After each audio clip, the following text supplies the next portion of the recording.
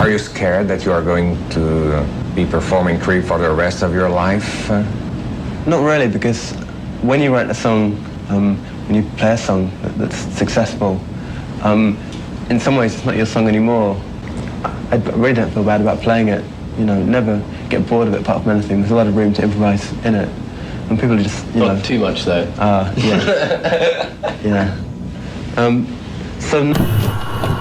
En el vasto y expansivo universo del rock y de la música en general, donde el arrullo de las guitarras y el latido de las baterías moldean las generaciones enteras, existe una paradoja que resulta fascinante. Las canciones que se graban en el corazón de millones, las que esculpen legados y se erigen como himnos imperecederos de épocas y movimientos, pueden resultar ser aquellas que sus propios creadores recuerdan solo para desear olvidar. Hoy exploraremos ese rincón insidioso del éxito popular y el máximo desprecio. Desde la furia de los riffs icónicos hasta las melodías que nos marcaron, en esta serie buscaremos en el lado oscuro del rock y de algunos otros géneros musicales las canciones veneradas por la multitud pero aborrecidas por quienes las concibieron. Nos adentraremos en el lado oscuro del sonido. Esta es una oportunidad para descubrir los secretos de las canciones más odiadas por sus compositores, la historia de aquellas piezas que les dieron fama y gloria pero que a manera personal ha creado un rechazo y discordia en sus creadores, un odio que no proviene de los fanáticos, sino directamente de sus compositores, el odio de la apreciación y el éxito. En este viaje descubriremos cómo el esplendor puede amargarse y cómo himnos del rock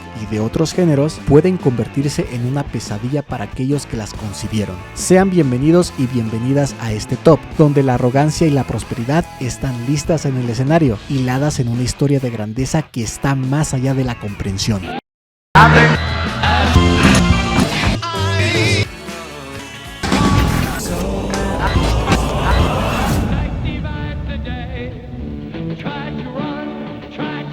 Bienvenidos a su canal musical, Nain 9. Si quieres ver más documentales, historias, conocer anécdotas y curiosidades de tus músicos favoritos, te recomiendo que te suscribas a mi canal para no perderte ninguno de mis videos y que la música nos lleve a través del tiempo. Número 9. Lanzada en 1991 como parte del exitoso álbum Out of Time, Shiny Happy People es una de las canciones más conocidas de R.E.M. Su tono alegre, estribillo pegajoso y la colaboración de Kate Pierson de The B-52s le dieron un carácter pop que rápidamente conquistó las listas musicales, alcanzando el número 10 en el Billboard Hot 100.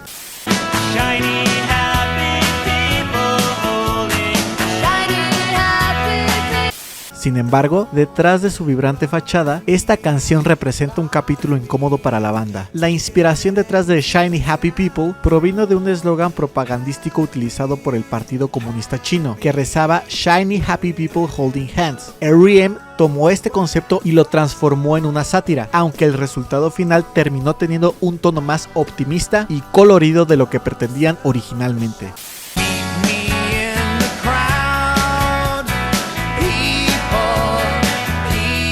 El álbum Out of Time, que incluye esta canción, marcó un punto de inflexión para la banda al alejarse de su sonido más melancólico e introspectivo para explorar terrenos más accesibles. A pesar de su popularidad, Shiny Happy People fue una creación que nunca resonó con los miembros de la banda. Michael Stipe, vocalista principal, expresó que la canción no representaba la esencia de R.E.M., describiéndola como una anomalía en su discografía. Para él, el tema era demasiado superficial y carecía de la profundidad emocional que caracterizaba sus mejores trabajos. Esta incomodidad quedó clara cuando R.E.M. evitó tocar la canción en vivo y la excluyó de su recopilación de grandes éxitos en 2003.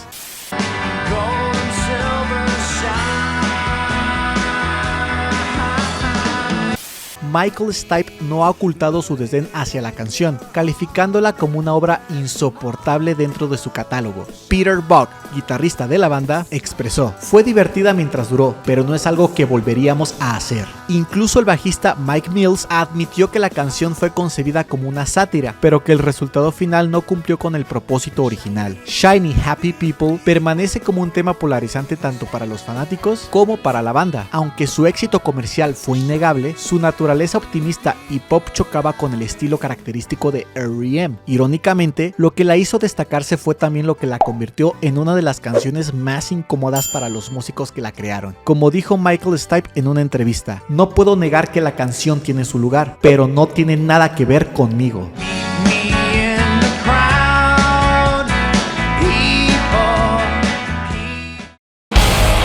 Número 8.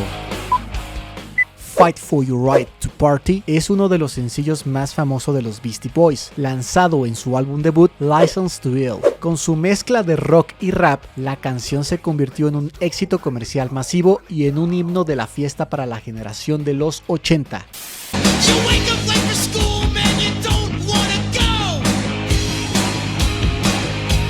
Con su ritmo pegajoso y letras que celebraban el desenfreno juvenil, el tema capturó la atención de una amplia audiencia y ayudó a establecer a la banda en la escena musical. El sencillo fue lanzado en un momento en que el rap estaba comenzando a fusionarse con elementos del rock, y la canción encajó perfectamente en la cultura de la época. Su éxito contribuyó a la popularidad del álbum License to Ill, que se convirtió en un gran éxito comercial, consolidando a los Beastie Boys como figuras prominentes en la música.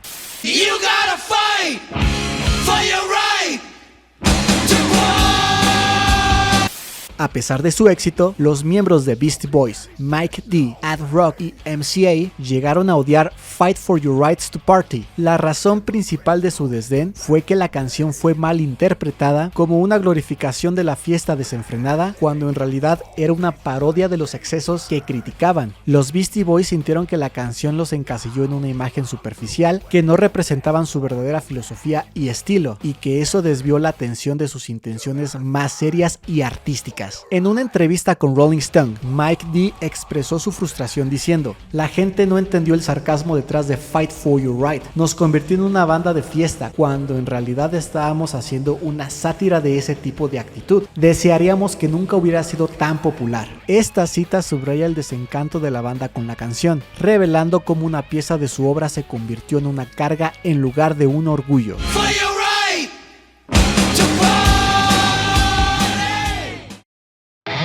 Número 7.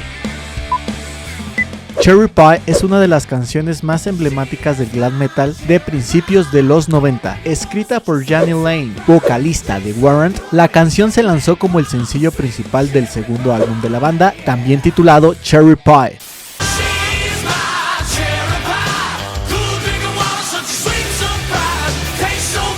Con su contagiosa melodía y letras seductoras, Cherry Pie rápidamente se convirtió en un éxito comercial y en un himno del glam metal. La canción fue escrita en un momento de alta presión para Warrant, que necesitaba un sencillo de éxito para seguir el impulso de su álbum debut. Cherry Pie se convirtió en un éxito instantáneo, ayudando a la banda a alcanzar el estrellato y a consolidarse en el panorama del rock de la época.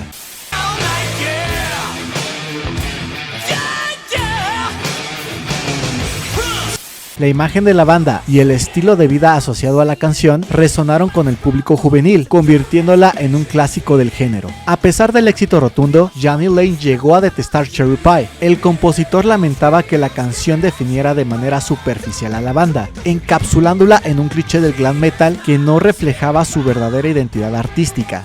I hate that song. You know, I had no intention of writing that song. The record was done. The record was called Uncle Tom's Cabin. Donnie Ienner called up and said, "I don't hear the single. You gotta give me a single like Love in an Elevator.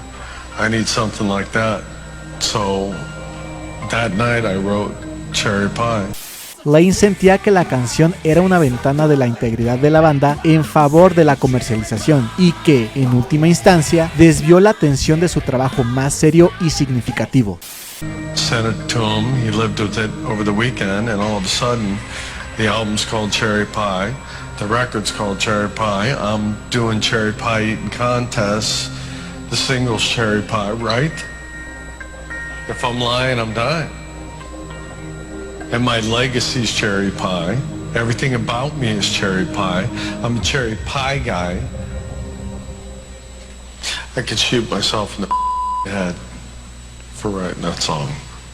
Esta frustración con la percepción pública y el impacto comercial de la canción llevó a Lane a hablar negativamente sobre ella en varias ocasiones. Janny Lane no dudó en expresar su descontento con Cherry Pie. En una entrevista con Metal Sludge, Lane confesó: "Cherry Pie fue una carga para nosotros. La canción nos hizo conocidos, pero también nos convirtió en una broma. Me frustraba que la gente solo viera eso en lugar de nuestro verdadero trabajo". Esta cita refleja la disconformidad de Lane con el impacto que la canción tuvo en la carrera de Warrant, mostrando cómo una canción puede ser un éxito comercial y, al mismo tiempo, convertirse en una fuente de frustración para su creador.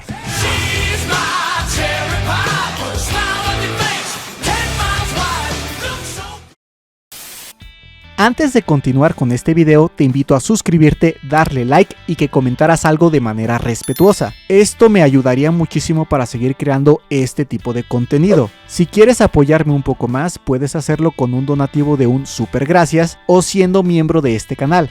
También te invito a que escuches mi música, la cual está disponible en las diferentes plataformas de streaming y aquí mismo en YouTube.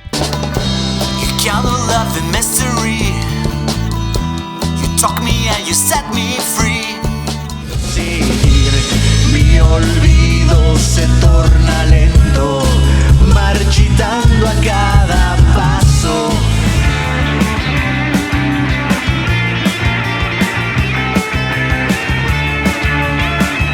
Gracias por estar viendo este video. Continuemos. Número 6. Pinball Wizard es una de las canciones más emblemáticas de The Who, lanzada en 1969 como parte de su álbum conceptual de ópera rock Tommy. La canción cuenta la historia de un joven sordo, mudo y ciego que se convierte en un maestro del pinball, algo que encajaba dentro de la narrativa del álbum.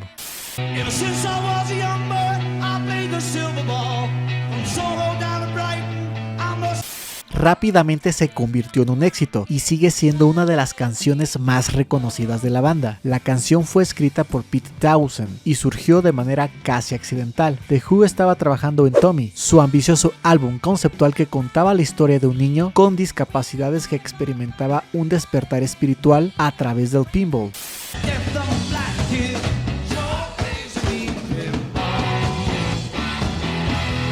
La idea era revolucionaria, una canción que convenciera a la crítica. En aquel momento, Nick Cohn, un influyente crítico musical, escuchó un adelanto del álbum y no quedó impresionado. Sin embargo, Townshend sabía que Cohn era un gran fanático del pinball, así que decidió componer rápidamente una canción sobre el tema para impresionarlo. Así nació Pinball Wizard.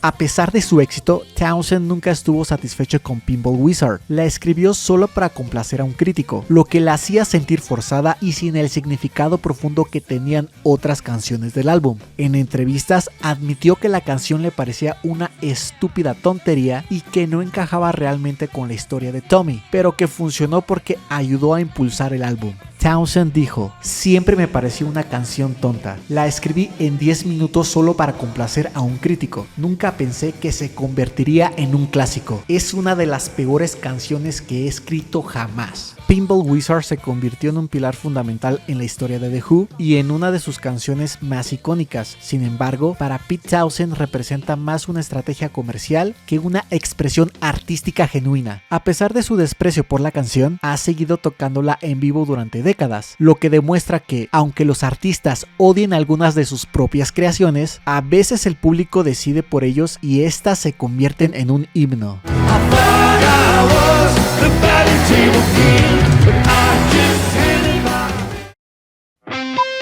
Número 5.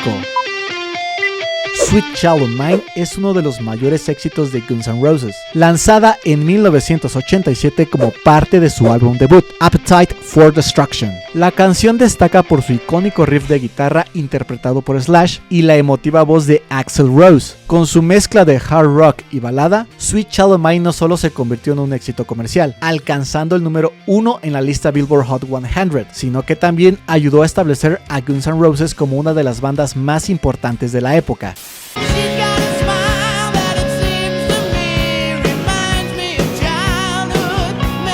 El álbum Appetite for Destruction fue un hito del rock de los 80 y Sweet Child O' Mine junto con Welcome to the Jungle se destacaron como piezas centrales. La canción recibió una gran cantidad de cobertura en los medios y se convirtió en una de las favoritas de los fanáticos, solidificando el estatus de la banda en el rock.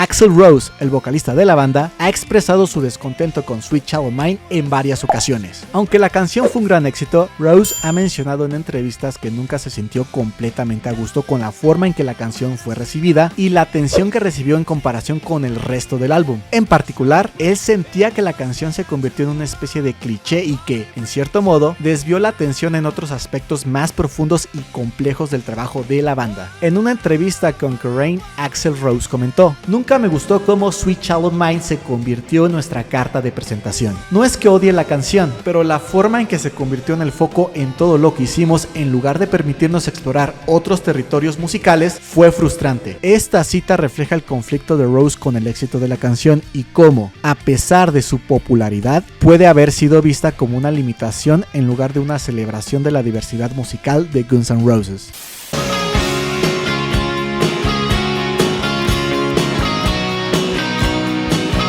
Slash ha comentado en varias ocasiones que inicialmente no le gustaba la canción y que la consideraba cursi. La famosa introducción de guitarra, que es uno de los riffs más reconocibles de la historia del rock, fue inicialmente una simple broma o un ejercicio que Slash tocaba durante las pruebas de sonido. Nunca imaginó que se convertiría en una canción completa y mucho menos en un éxito masivo. Con el tiempo, aunque ha llegado a aceptar la importancia de Sweet Child O' Mine en la carrera de la banda, Slash ha señalado que la canción no representa el sonido duro y agresivo que prefería, sino un lado más suave que no estaba en la línea con el que él visualizaba para Guns N' Roses. En una entrevista con Rolling Stone, Slash comentó: "Sweet Child O' Mine no era algo que realmente me emocionara. Comenzó como un riff de broma y luego se convirtió en esta gran balada que no pensé que encajaría con el resto de nuestra música, pero al final es parte de lo que somos, aunque no siempre sea lo que queremos representar".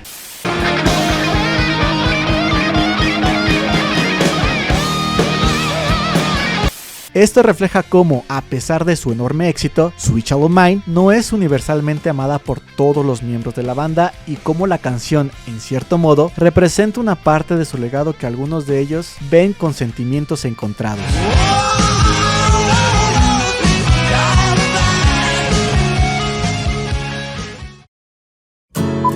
Número 4. Wonderwall es uno de los sencillos más icónicos de Oasis, lanzada en 1995 como parte del segundo álbum de la banda, What's the Story? Morning Glory. Es conocida por su melódico riff de guitarra acústica y la distintiva voz de Liam Gallagher. La canción se convirtió en un éxito internacional, alcanzando el número 8 en la lista Billboard Hot 100 y siendo un gran éxito en las listas del Reino Unido y en otros países. Su letra enigmática y su emotiva interpretación ayudaron a consolidar a Oasis como una de las bandas más influyentes del Britpop. Today is gonna be the day that they're gonna throw it back to you. By now. Durante los años 90, Oasis se convirtió en una de las bandas más prominentes de la escena Britpop y Wonderwall jugó un papel crucial en su ascenso. La canción capturó la esencia del momento cultural y musical, convirtiéndose en un himno de la época y en una de las canciones más reconocidas de la banda. Noel Gallagher, el principal compositor de la banda, ha expresado su desdén por Wonderwall en varias entrevistas. Aunque el éxito de la canción fue monumental, Gallagher ha mencionado que está cansado de la forma en que la canción ha llegado a ser vista casi exclusivamente como el emblema de Oasis. Además, Gallagher ha señalado que la canción fue escrita en un momento de presión y que no considera que sea su mejor trabajo. And all the lights that light the way are blinding. En particular, él ha expresado su frustración con el hecho de que la canción ha eclipsado otras piezas más complejas y significativas en su repertorio. En una entrevista con NME, Noel Gallagher declaró: "No puedo escapar de Wonderwall. Me alegra que haya sido un éxito, pero me molesta que haya llegado a definirnos tanto. Hay mucho más en Oasis que esa canción, y me gustaría que la gente pudiera ver más allá de ella". Esta cita ilustra cómo el éxito de una sola canción puede a veces limitar la percepción de la obra completa de una banda, creando una tensión entre el reconocimiento reconocimiento comercial y el deseo de una apreciación más profunda de su trabajo. En otra entrevista con Mojo Magazine, Noel Gallagher comentó: "Si pudiera, la eliminaría del catálogo de Oasis. Es una canción que ha sido sobreexpuesta y eso la ha despojado de cualquier magia que pudo haber tenido".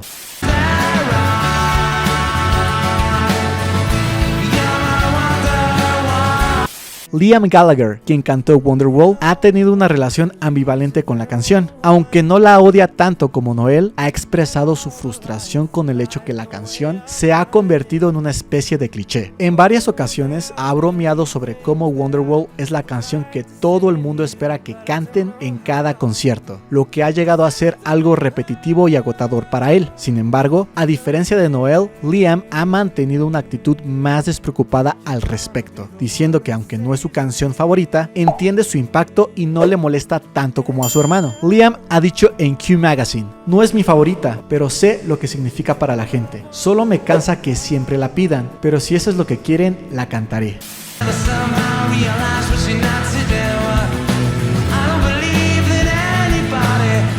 Estos sentimientos compartidos muestran cómo Wonderwall, a pesar de su enorme éxito, no es una canción que la banda aprecie particularmente, lo que añade otra capa de ironía a su legado como uno de los himnos más grandes del Britpop.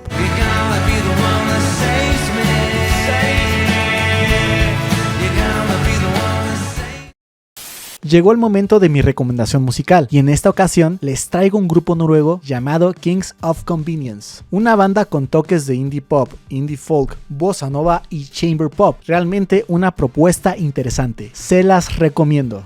If you wanna be my friend, you want us to get along, please. Even if I could hear what you said, I doubt my reply. Following the water, there's a bearded man paddling in. So we meet again after several years. Y mi recomendación como banda emergente les quiero sugerir a mi propia banda llamada Distance. Acabamos de lanzar nuestro tercer sencillo y quiero invitarlos a escucharlo. Espero que les guste esta nueva rolita que yo he compuesto para este proyecto. Como siempre les dejo los links en la descripción y en el comentario fijado. La distancia entre tú y yo. De momento solo contamos con el video lírico, pero pronto estaremos lanzando nuestro video oficial. Puedes escuchar nuestra música en las diferentes plataformas digitales y aquí en YouTube.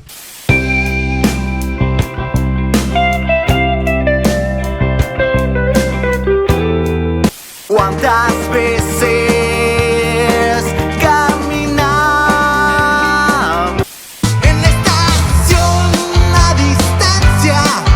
Aún te espero aquí. También como banda extra y por un comentario que me hicieron en el video antepenúltimo, les presento a la banda Sir Hoyo Yago, los cuales son de origen español y tienen una onda como entre rock progresivo y metal progresivo. Les dejo un par de canciones para que los escuchen y que se animen a visitarlos a su canal de YouTube y a sus plataformas de streaming.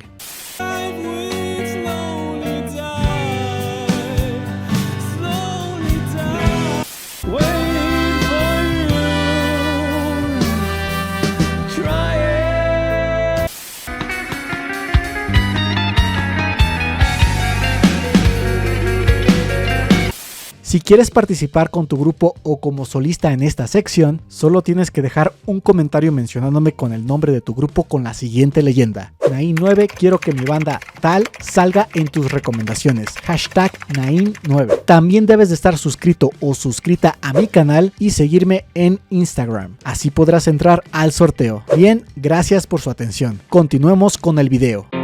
Número 3. Smells Like Teen Spirit es una de las canciones más emblemáticas de Nirvana, lanzada en 1991 como el sencillo principal de su álbum Nevermind. Con su potente riff de guitarra y la voz distintiva de Kurt Cobain, la canción se convirtió en un himno de la generación grunge y un fenómeno cultural.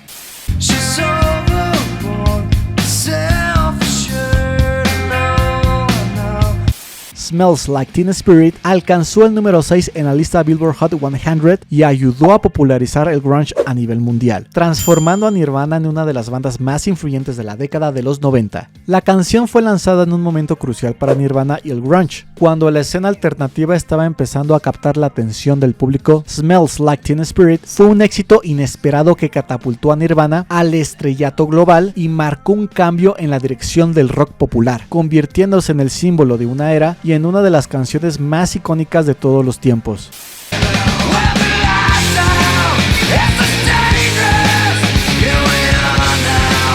Kurt Cobain, el líder de Nirvana, expresó en numerosas ocasiones su desdén por Smells Like Teen Spirit. Aunque la canción trajo un éxito monumental y definió a la banda, Cobain sentía que la canción se convirtió en una carga debido a su sobreexposición. Él estaba frustrado por cómo la canción, que originalmente pretendía ser una especie de parodia del espíritu rebelde del rock, terminó siendo vista como un himno genuino de la juventud. Cobain también se molestó por el hecho de que la canción eclipsó el resto de su trabajo y la intención original de su música.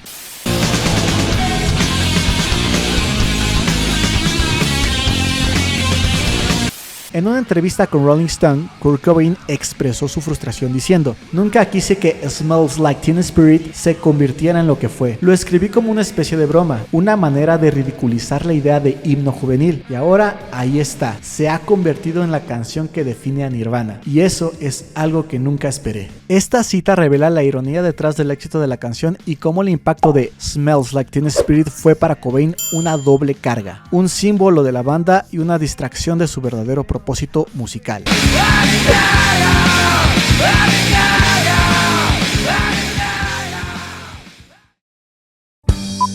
Número 2.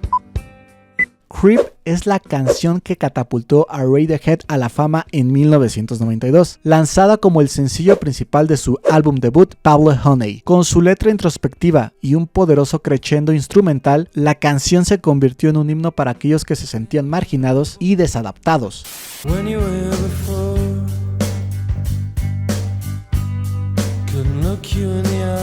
A pesar de su éxito inmediato y su estatus como una de las canciones más reconocidas de los años 90, Creep también se convirtió en una fuente de conflicto para la banda debido a la percepción de ser su único trabajo destacado. En el contexto de los años 90, Creep se convirtió en un éxito inesperado, alcanzando el número 7 en la lista Billboard Hot 100 y resonando ampliamente en la escena alternativa. La canción capturó la sensación de alienación y desesperanza que muchos jóvenes sentían y ayudó a establecer a Radiohead como una banda innovadora en el rock alternativo.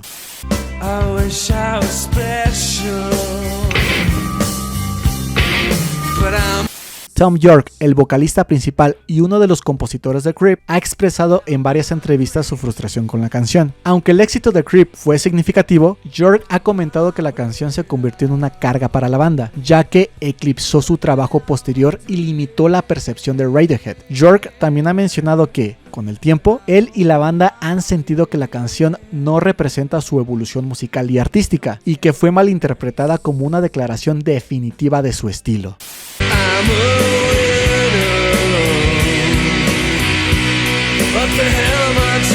Thom Yorke, en varias entrevistas, ha expresado que la canción fue un arma de doble filo para la banda. Nos persiguió durante años. La gente venía a nuestros conciertos solo para escuchar Creep y eso nos agotó. Llegamos a odiarla. En una entrevista con The Guardian, Thom Yorke comentó: "Creep fue una maldición y una bendición. Mientras que nos dio un éxito inmediato, también nos ató a una sola canción que no reflejaba quienes somos ahora. Es frustrante que una canción que no consideramos representativa haya llegado a definirnos". Esta declaración subraya el conflicto de Yorke con Creep y cómo, a pesar de su éxito, la canción ha llegado a ser vista como un obstáculo para la percepción completa y evolucionada de Radiohead.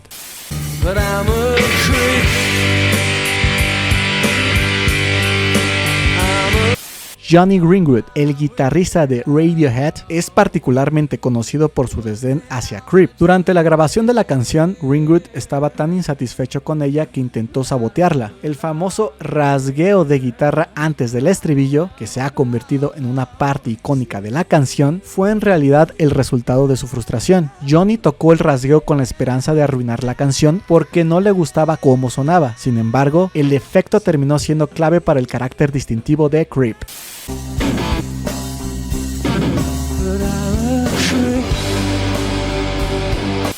Jonny Greenwood también ha compartido sus sentimientos encontrados sobre la canción, mencionando en una entrevista con Guitar World: simplemente no quería tocarla. Intenté estropearla en la grabación, pero fallé. Resulta que mi parte fue lo que hizo que la canción funcionara para muchas personas. Este sentimiento compartido por los miembros de Radiohead refuerza el resentimiento hacia Creep, una canción que, a pesar de catapultar a la banda al éxito, ha sido vista como una carga que no representa su verdadera identidad artística. Esta versión colectiva hacia Creep resalta cómo una de las canciones más reconocibles de Radiohead es también una de las más problemáticas para la banda en términos de su relación con su propio legado.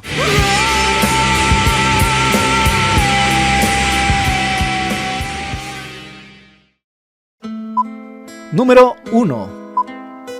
Stairway to Heaven es una de las canciones más icónicas del rock, lanzada en 1971 como parte del cuarto álbum de Led Zeppelin, Led Zeppelin IV. Con su estructura épica que va desde una introducción acústica hasta un clímax de rock duro, la canción ha sido elogiada como una obra maestra del género. Su complejidad musical y su letra enigmática la ha convertido en un pilar del rock clásico y un emblema del estilo de Led Zeppelin.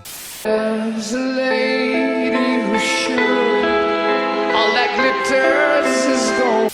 A pesar de su éxito global y su estatus como una de las mejores canciones de todos los tiempos, Stairway to Heaven ha sido una fuente de controversia para la banda. Durante la década de 1970, Led Zeppelin estaba en el apogeo de su influencia en el rock. Stairway to Heaven no solo alcanzó el estatus de himno en conciertos, sino que también contribuyó significativamente al legado duradero de la banda. La canción ha sido frecuentemente elogiada por su ambiciosa estructura musical y su compleja letra, convirtiéndose en una pieza central en la historia del rock.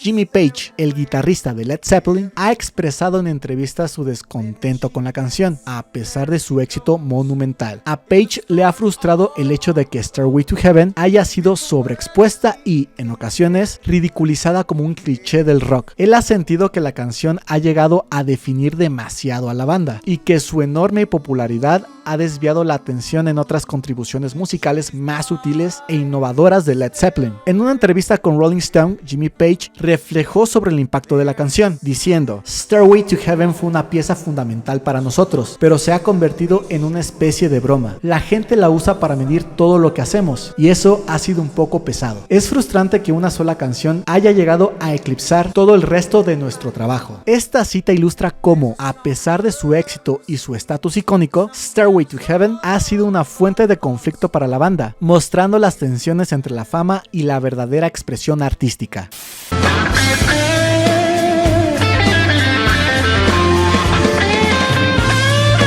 Robert Plant, el vocalista de Led Zeppelin, también ha manifestado su frustración con Stairway to Heaven. Aunque no la odia per se, Plant ha comentado que está cansado de que la canción se haya convertido en la definición de la banda. En varias entrevistas ha expresado que la canción ha sido sobreanalizada y ha eclipsado otras facetas de su trabajo. Plant ha afirmado que la canción, aunque importante, ha llegado a representar un aspecto muy limitado de lo que Led Zeppelin es y lo que han intentado explorar a lo largo de su carrera. Robert Plant también ha expresado un sentimiento similar, comentando en Uncut: no es que odie la canción, pero me frustra que haya llegado a definirnos de una manera tan reduccionista. Hay mucho más en nuestra música que solo eso. Estas citas reflejan cómo, a pesar de su estatus icónico, Stairway to Heaven ha sido una fuente de conflicto para Led Zeppelin.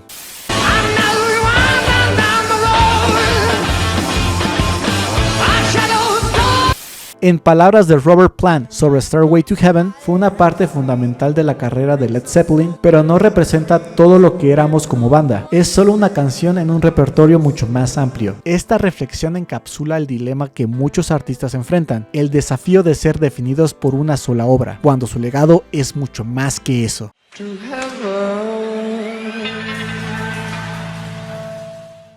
Así que la próxima vez que escuches una de estas canciones, recuerda que detrás de su éxito mundial existe una historia mucho más compleja, un reflejo de la lucha constante entre la creación y la fama, entre el arte y la expectativa pública. Porque, al final del día, incluso los creadores de las melodías más queridas tienen sus propias razones para verlas con sentimientos encontrados. Y hasta aquí el video. Si crees que dejé alguna canción fuera de este top, no olvides dejar un comentario de manera respetuosa. Más adelante haré una parte 2, ya que como lo he dicho últimamente, un video de 9 puestos no es suficiente para englobar los datos de esta amplia historia de la música. Si te gustó el video, no olvides dejar tu like, suscribirte y activar la campana de notificaciones para que no te pierdas ninguno de mis próximos videos, y eso me ayudaría mucho para continuar trabajando en este tipo de contenido. Sin nada más y como siempre, vive y ama la música. Muchas gracias.